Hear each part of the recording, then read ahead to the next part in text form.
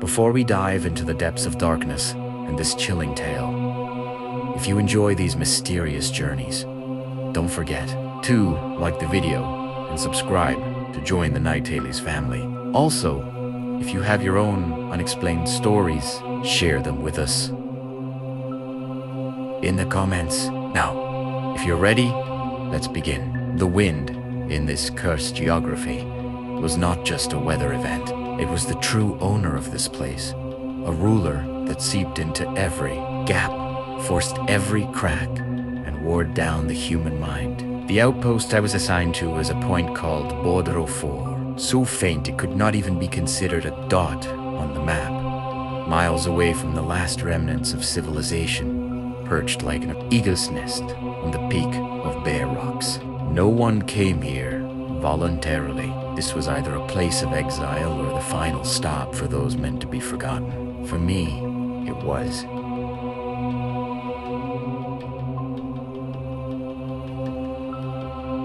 A bit of both. When I took my first step through the iron gate of the outpost, the wail of the rusty hinges blended into the howl of the wind. The building carried a 50-year exhaustion embedded in its concrete. The walls were swollen with dampness in places, and the peeling plaster gave the impression that the building's skin was shedding.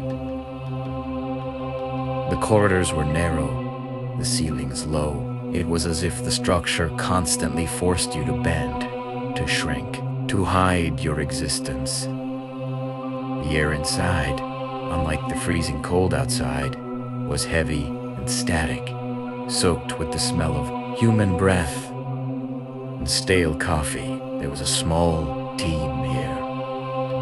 We were no more than 15, yet it felt as if each of us lived on our own island. The introductions went no further than a military obligation. Names were stated, ranks were recited, and then everyone retreated back into their deep silence, even during that short briefing in the commander's office. The first thing that caught my eye was how people avoided looking into each other's eyes. Conversations were brief, orders were clear, and responses were nothing more than confirmations. No one here uttered even a single extra word, as if every word spoken stripped away a piece of their soul. "It's quiet here," Marcus, the sergeant major, had said, the deep lines on his face growing even more pronounced in the dark. But silence does not always mean peace. Following the rules saves lives, especially during night watches at that moment. I hadn't understood what he meant. But when night fell, I met the true face of Border-04. When the sun disappeared behind the rocks, not just darkness, but something like a physical weight settled over the outpost. That heavy silence, combined with the endless wailing of the wind outside, made everything even more unsettling. When I went to the booth for my first watch, even the cold metal of the rifle in my hands felt more alive to me. I fixed my eyes on the pitch darkness.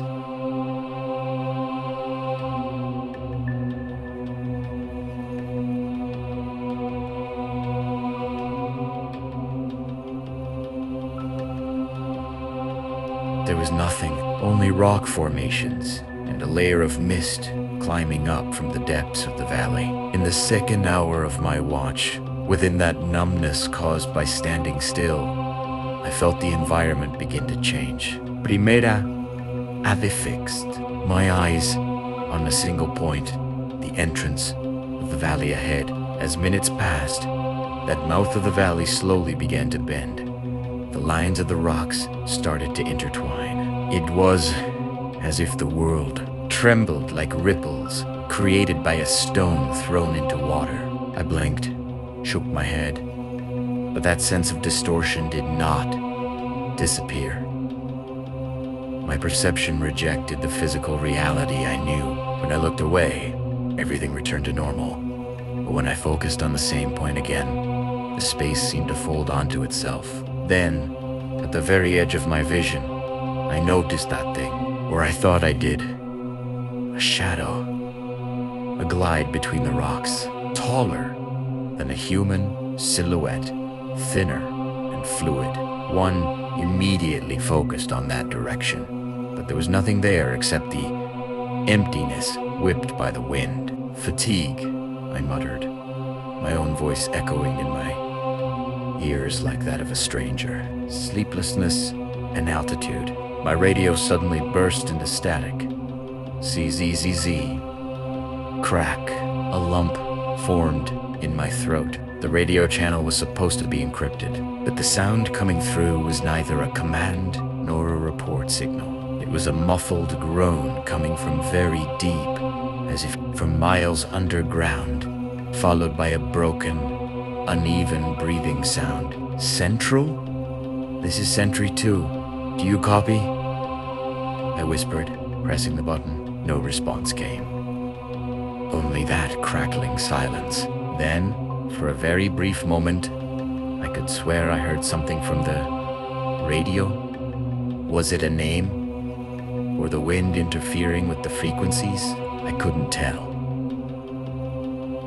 As I turned the radio off and clipped it back to my belt, I noticed my hands were trembling. When I returned inside the outpost, I went over to the other soldiers, sitting in the mess hall. I looked at the face of the corporal sitting in the corner, whom I knew had been here for months. His eyes were bloodshot, but what was truly frightening was the emptiness in his gaze. He was looking at the plate in front of him, but it was as if he didn't see it. The others were the same. No one spoke, no one asked, "How are you?" in all their eyes. There was the same tension, the same defense mechanism, the exhausted effort of trying to ignore something. I sat next to the corporal and asked in a low voice, "Outside, do you also feel strange things? The radio and stuff?" The corporal slowly turned his head toward me. His gaze was so heavy and tired that for a moment I thought he wasn't a living human, but a part of this building.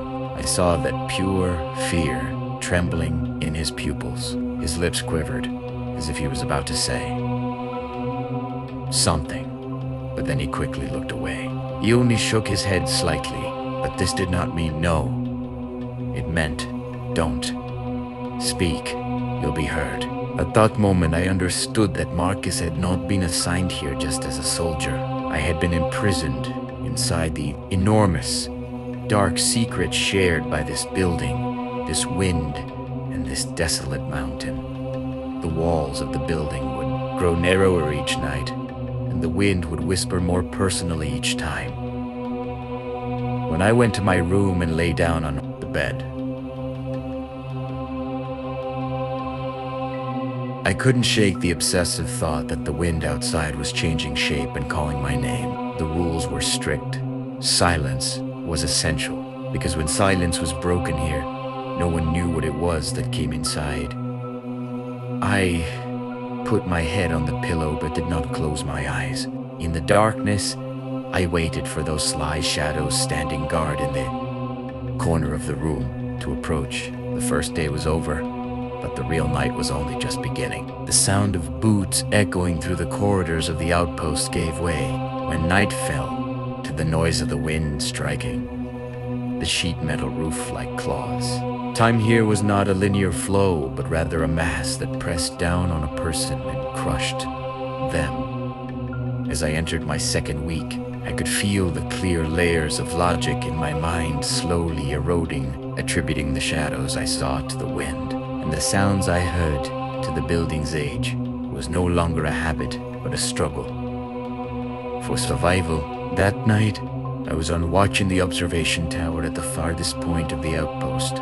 This place was separated from the main building by a tunnel where the rocks came closest to the void. The small table inside the booth stood under the weight of hundreds of names and dates carved into it. Out of boredom, when I rummaged through the dusty shelf under the table, I found an old notebook whose covers had swollen from dampness and whose stitches had burst. It looked like a standard duty logbook, but there was neither a date nor a name on its cover.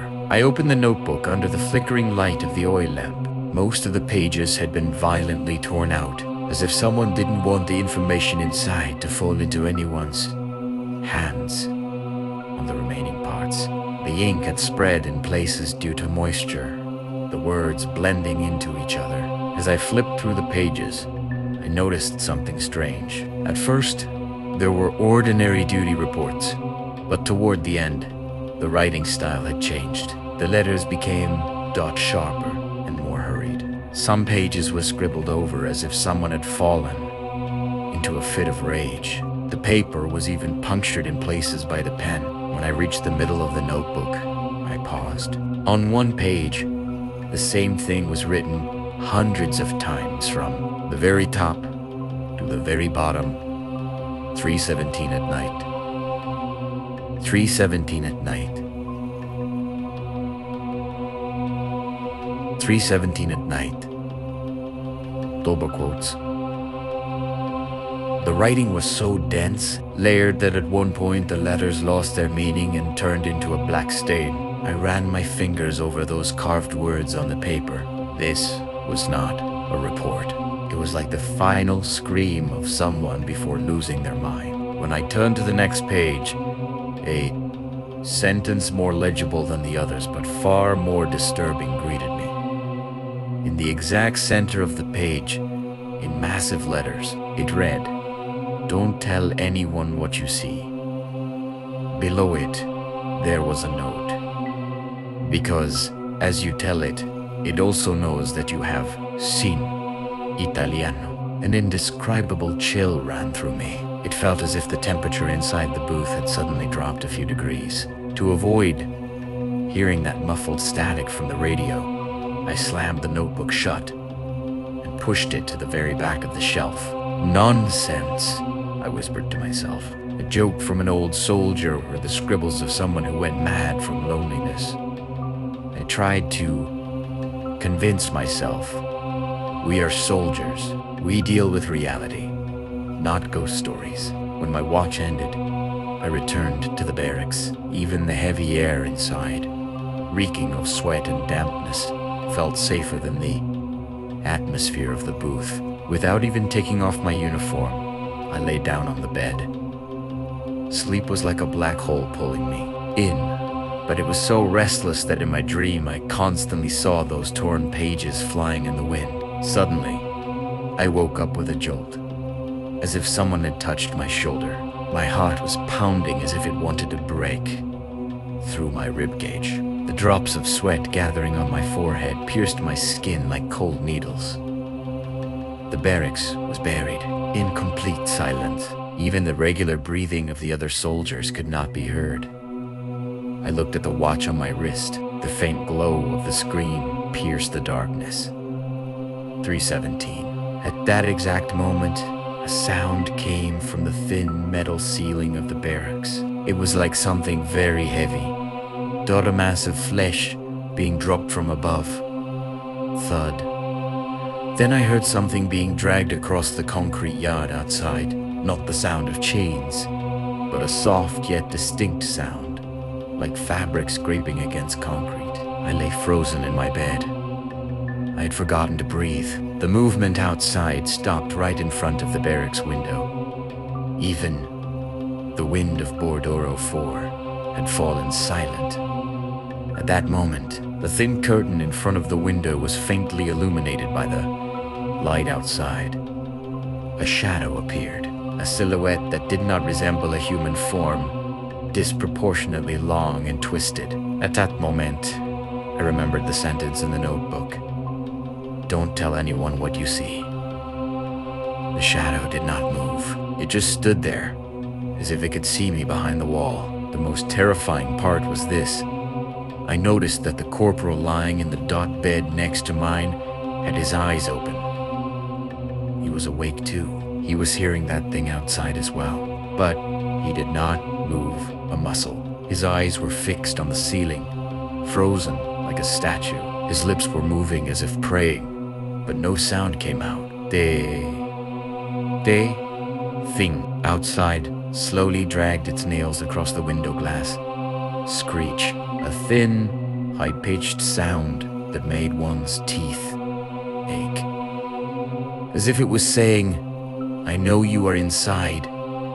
That moment I wanted to rush outside, fire, scream, shatter this silence. But my body was betraying my will.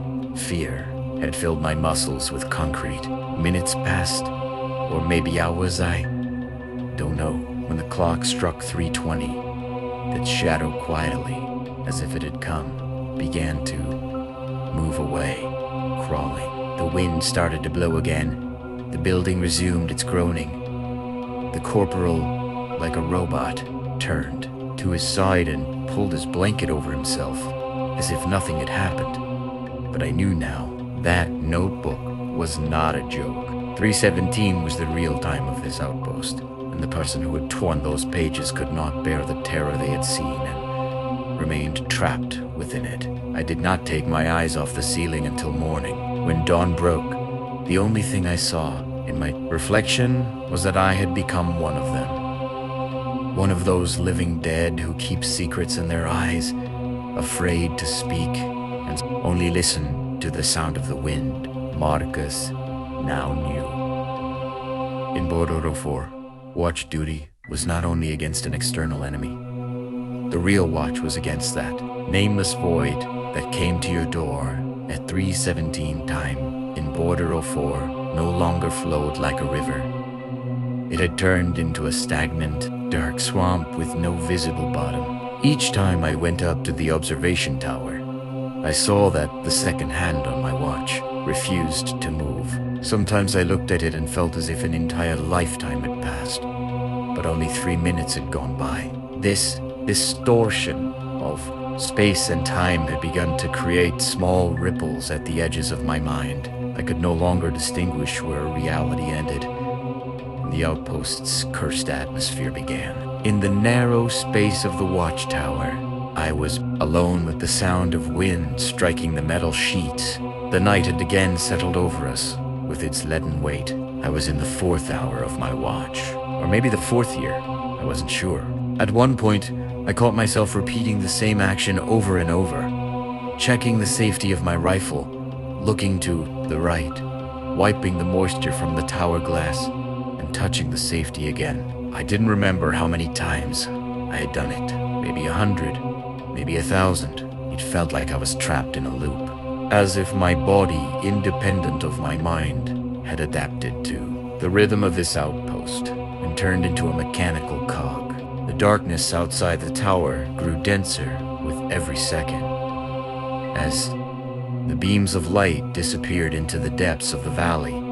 The same sounds kept echoing in my ears. A brief scrape of boots on concrete, a distant clink of chains, and then that familiar broken breathing sound. These sounds repeated themselves every 15 minutes, like a tape rewinding. I could no longer tell what came from outside and what was a trick of my mind. The space expanded, the ceiling rose, and the tower felt as if it were suspended over an endless void. Then it came. That feeling, the one that made the hairs on the back of my neck stand up and froze me to the bone. I was alone in the tower. The door was locked. I hadn't heard footsteps on the stairs, but I knew someone was standing right behind me at shoulder level. I felt the air in the room suddenly shift, the temperature turning icy. The unseen presence behind me did not even need to hide itself. There was a tingling sensation on my skin, as if someone was staring at me from very close, so close that I could feel their breath. On my neck, I froze completely, my eyes locked onto my reflection in the glass. In it, there was only me, Marcus, exhausted, with dark circles under his eyes, trembling with fear. But right behind my reflection, in that dark void, a dense silhouette stood like a human-shaped shadow. Something was there, something growing stronger every second. I refused to look at it. Slowly, as if my neck might break, I turned around. No one was there. The table, the dusty shelf, and that old duty notebook. The tower was completely empty. But the moment I turned, I now felt as if someone was standing exactly where I had just been, in front of the glass. This was not a game of hide and seek. This was reality mocking itself. Being crushed under unseen eyes was a greater terror than seeing anything. Knowing you were not alone inside a void, but being unable to name what that thing is, was an acid slowly eating away at the soul. The radio on my desk suddenly came to life with a static tearing through the room, but this time the static was different. There was ordered within the noise. My fingers reached for the radio, but I was afraid to press it. Then the voice came. The voice was too smooth to belong to a human, as soulless as the wind and as sharp as a whisper. Only a single word came through the radio. Don't look. This was not an order. It was not even a threat. It felt more like a merciless warning, as if someone was telling me, if you keep looking, you will not be able to pay the price of what you see. The echo of that voice did not vibrate in my ears. It trembled directly inside my brain. At that moment, I understood much more clearly what the warning in the notebook meant. Don't tell anyone what you see. Survival here depended on dulling your senses, not hearing, not seeing, and most importantly, not feeling. I turned off the radio, but the word "don't look" continued to echo in every crack of the tower.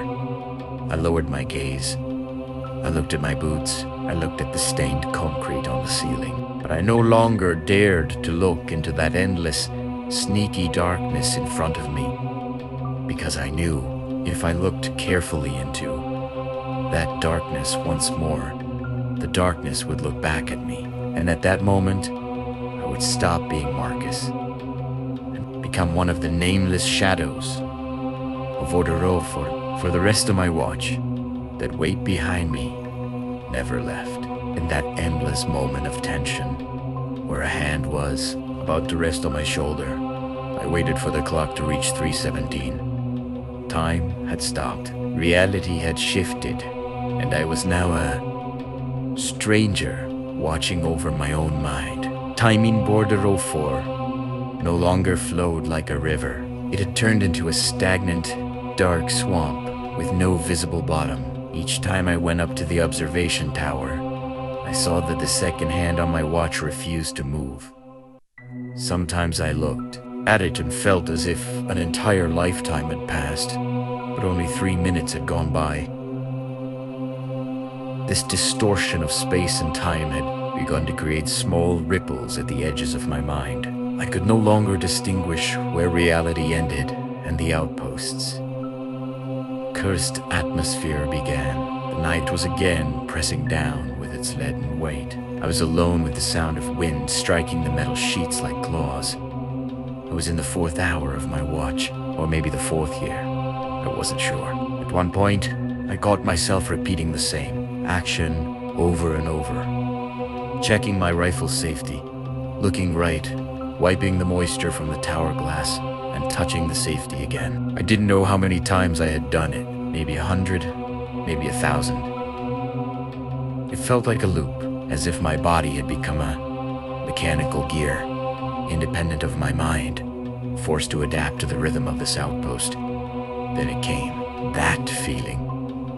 The one that froze my spine to the bone. I was alone in the tower. The door was locked. I had not heard any footsteps, but Ikinu, someone was standing directly behind me, at shoulder level.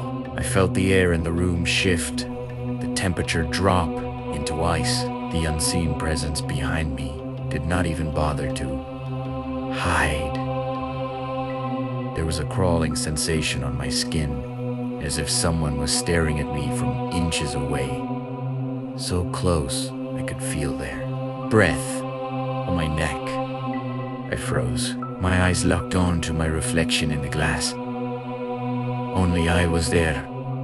Marcus exhausted, dark circles under my eyes, trembling with fear. But behind my reflection, in that dark void, a dense human-shaped silhouette stood.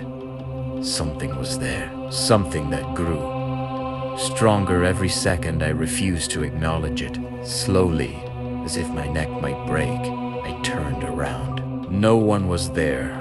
The room was empty. But the moment I turned, I now felt the exact opposite presence, someone standing where I had just been, facing the glass. This was not a game of hiding. This was reality itself. Mocking perception. The terror of knowing you are not alone, but being unable to define what is there was a slow poison consuming the soul. My radio suddenly came alive again, tearing the silence apart with static. But this time, the noise had structure. My hand reached for it, trembling, but I hesitated to press the button. Then the voice came again. See. The word was not spoken like a command this time. It was quieter, almost patient, as if something was trying to convince me. Instead of ordering me, my mind immediately resisted. Everything I had learned, everything I'd experienced, screamed the same truth. Seeing was the end. But this time, something was different. The presence behind me was no longer just felt. It was waiting. 3:16. I knew I had 1 minute left. 1 minute before 3:17. Before everything collapsed into whatever Elias had become. My hand shook as it hovered over the radio. My breathing no longer felt like mine. It felt borrowed. 3:17. The moment arrived. Like a cut in reality. The wind stopped. The radio went silent. The entire tower felt like it had been sealed inside a different dimension. I looked at the glass in front of me one last time. Not for the reflection, but for what might be behind it. And then I saw it. Not a shadow. Not a figure. Not a monster. Just an understanding that there had never been anything outside the tower. Not in the valley, not in the wind, not in the dark. Everything I had feared had always been inside me, shaped by isolation, silence, and time stretched beyond human limits. And at that moment, I realized the final truth of Border-04. There was no entity coming at 3:17. 3:17 was when the human mind finally stopped resisting itself. The radio whispered one last time, softer than before. Now you see. And I did.